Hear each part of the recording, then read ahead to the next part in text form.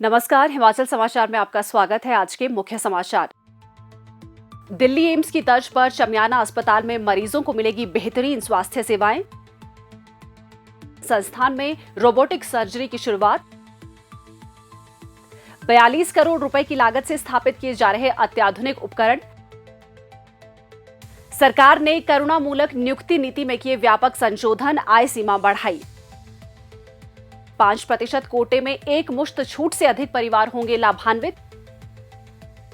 मुख्यमंत्री ने सड़क दुर्घटना में 3 लोगों की मृत्यु पर किया शोक व्यक्त। और अब समाचार विस्तार से। हिमाचल का अटल सुपर स्पेशलिटी आयुर्विज्ञान संस्थान चमियाना शिमला प्रदेश का पहला स्वास्थ्य संस्थान है, जिसमें नई दिल्ली एम्स की तर्ज पर मरीजों को विशेषज्ञ चिकित्सा सेवाएं प्रदान की जा रही है।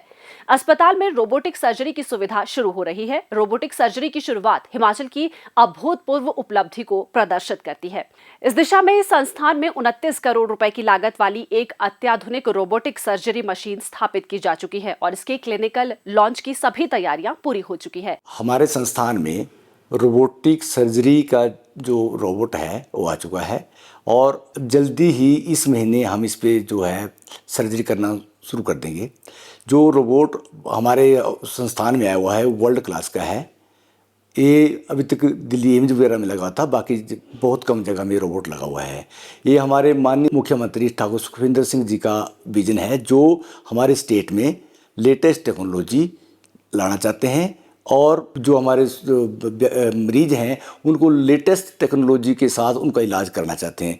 तो हम आभारी हैं माननीय मुख्यमंत्री सुखविंदर सिंह सुक्खू जी का, जिन्होंने हमारे संस्थान में रोबोट की स्थापना कराई और इसके लिए जो फंड मुहैया कराए। तो इस महीने जो है हम इस पर सर्जरी शुरू कर देंगे और इसके लिए हमारे डॉक्टर पूरी तरह से तैयार हैं। इसको जो है हम अलग अलग विभागों के लोग इसमें काम करेंगे, जैसे यूरोलॉजी के लोग काम इसमें सर्जरी करेंगे, सर्जरी के करेंगे, ऑन्को सर्जरी के करेंगे, जीआई सर्जरी करेंगे और गायनी के जो डॉक्टर हैं वो भी इस जो अपना रोबोट है इसके ऊपर सर्जरी करेंगे। तो हम बहुत बहुत आभारी हैं हमारे मुख्यमंत्री ठाकुर सुखविंदर सिंह जी का, जिन्होंने हिमाचल में जो स्वास्थ्य के क्षेत्र में ये क्रांति ला रहे हैं।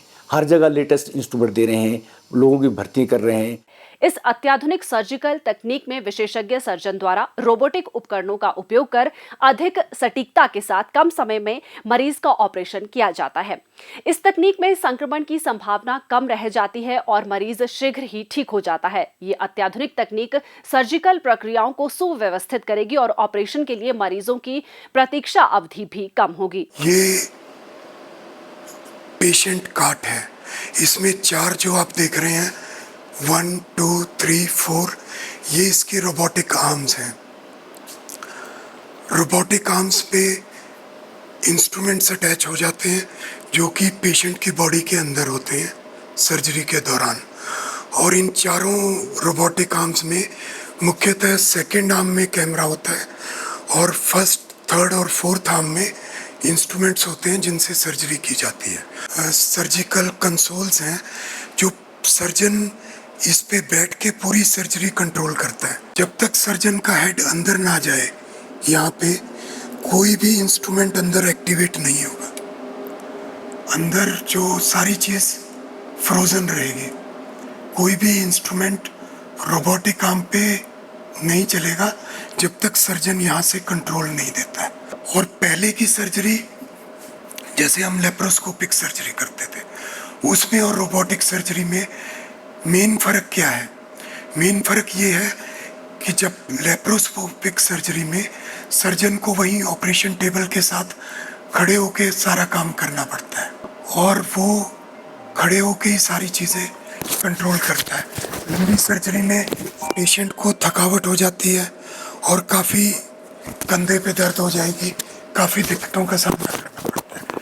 जबकि रोबोटिक सर्जरी में सर्जन कंसोल पे बैठ के, और इसमें जो हमारा सर्जिकल कंसोल है इसमें 10 times magnified 3D operative field की इमेज सर्जन के पास रहती है।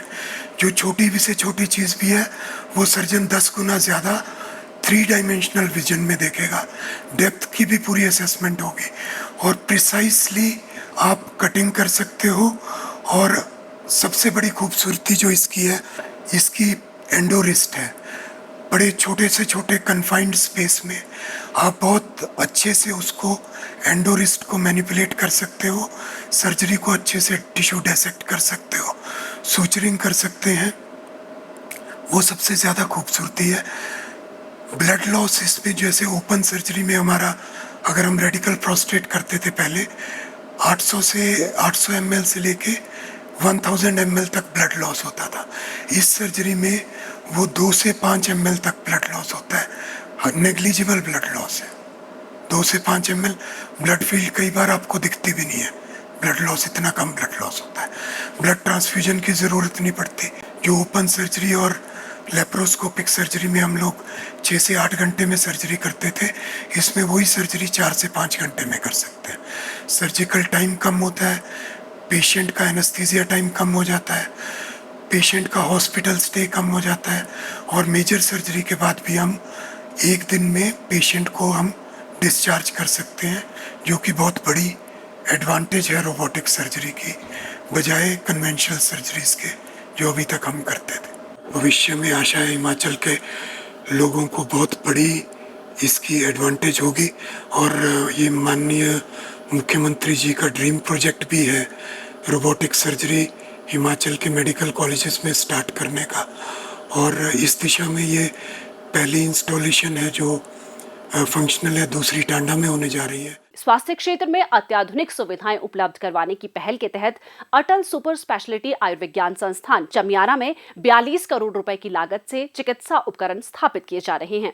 इनमें urology, renal transplant, cardiac anaesthesia, gastrointestinal plastic surgery, cardiothoracic और vascular surgery, cardiology, paediatric surgery और न्यूरो सर्जरी जैसे विभागों के लिए अत्याधुनिक उपकरणों की खरीद शामिल है। मरीजों को विश्व स्तरीय सेवाएं प्रदान करने के लिए इन विभागों का स्तरोन्नयन भी किया जाएगा।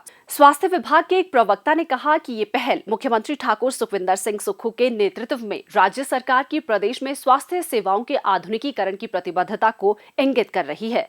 राज्य के सभी चिकित्सा महाविद्यालयों और सरकारी स्वास्थ्य संस्थानों को आधुनिक तकनीक से लैस करने पर ध्यान केंद्रित किया जा रहा है, ताकि मरीजों को उनके घर द्वार के निकट बेहतर स्वास्थ्य सुविधाएं सुनिश्चित हो सकें। राज्य सरकार ने करुणामूलक आधार पर सरकारी सेवा में नियुक्तियों से संबंधित नीति में महत्वपूर्ण संशोधन को मंजूरी दी है। मुख्यमंत्री ठाकुर सुखविंदर सिंह सुक्खू के नेतृत्व में लिए गए इस निर्णय का उद्देश्य दिवंगत सरकारी कर्मचारियों के परिजनों को समय पर सहायता प्रदान करना और चिर लंबित मांगों का समाधान करना है। संशोधित नीति के अनुसार अब परिवार की वार्षिक आय सीमा 2,50,000 रुपए से बढ़ाकर 3 लाख रुपए कर दी गई है, जिससे अधिक पात्र परिवार इस नीति के अंतर्गत लाभान्वित हो सकेंगे। उन्होंने बताया कि 45 वर्ष से कम आयु की विधवाओं, माता पिता से वंचित आवेदकों तथा ड्यूटी के दौरान जान गंवाने वाले कर्मचारियों के आश्रितों को प्राथमिकता दी जाएगी। इसके अतिरिक्त पात्र आवेदकों को कोटे की सीमा के कारण इस योजना से वंचित न होना पड़े, इसके लिए 5% कोटे में एक मुश्त छूट को भी स्वीकृति दी गई है। युवा विधवाएं अचानक पति की मौत के कारण परिवार की संपूर्ण जिम्मेदारी उठाने को विवश होती हैं और उन्हें बच्चों की शिक्षा व बुजुर्गों की देखभाल के लिए तत्काल सहायता की आवश्यकता होती है। ये नीति संशोधन उन्हें स्थिरता व सहारा देने की दिशा में एक संवेदनशील प्रयास है। ये नीति मूलतः 18 जनवरी 1990 को बनाई गई थी, ताकि सेवा के दौरान दिवंगत कर्मचारियों, जिसमें आत्महत्या के मामले भी शामिल है, के आश्रितों को राहत स्वरूप रोजगार दिया जा सके। इसके अंतर्गत विधवा, पुत्र और अविवाहित पुत्री को करुणामूलक आधार पर नियुक्ति का अधिकार है। यदि दिवंगत कर्मचारी अविवाहित हो तो माता पिता, भाई या अविवाहित बहन को भी इसका लाभ मिल सकता है। नीति की समीक्षा और सुझाव के लिए शिक्षा मंत्री श्री रोहित ठाकुर की अध्यक्षता में एक मंत्रिमंडलीय उप समिति का गठन किया गया था, जिसमें तकनीकी शिक्षा मंत्री श्री राजेश धर्माणी और आयुष मंत्री श्री यादविंदर गोमा सदस्य थे। समिति ने 4 बैठकें आयोजित कर विस्तृत सिफारिशें दी, जिन्हें अब राज्य सरकार ने स्वीकार कर लिया है। ये संशोधन करुणामूलक नियुक्ति नीति को अधिक प्रभावी व उत्तरदायी बनाने की दिशा में एक महत्वपूर्ण कदम है। मुख्यमंत्री ठाकुर सुखविंदर सिंह सुक्खू ने जिला शिमला के चिड़गांव क्षेत्र में हुई सड़क दुर्घटना पर शोक व्यक्त किया है, जिसमें 3 लोगों की मृत्यु और 1 व्यक्ति घायल हुआ है। मुख्यमंत्री ने जिला प्रशासन को दिवंगतों के परिजनों को हर संभव सहायता व घायल व्यक्ति को उत्कृष्ट स्वास्थ्य लाभ प्रदान करने के निर्देश दिए हैं। ठाकुर सुखविंदर सिंह सुक्खू ने ईश्वर से दिवंगत आत्माओं की शांति तथा शोक संतप्त परिजनों को इस अपूर्णीय क्षति को सहन करने की शक्ति प्रदान करने की प्रार्थना की है। उन्होंने घायल व्यक्ति के शीघ्र स्वस्थ होने की भी कामना की। हिमाचल समाचार देखने के लिए सब्सक्राइब करें यूट्यूब चैनल हिमाचल समाचार, लाइक करें Facebook page information and public relations department Himachal Pradesh और सीएमओ हिमाचल, फॉलो करें x@DPRHP और सीएमओ हिमाचल, फॉलो करें इंस्टाग्राम @DIPR हिमाचल और सीएमओ हिमाचल, विजिट करें वेबसाइट www.himachalpr.gov.in। इस अंक में इतना ही, कल फिर होगी मुलाकात, दीजिए इजाजत, नमस्कार।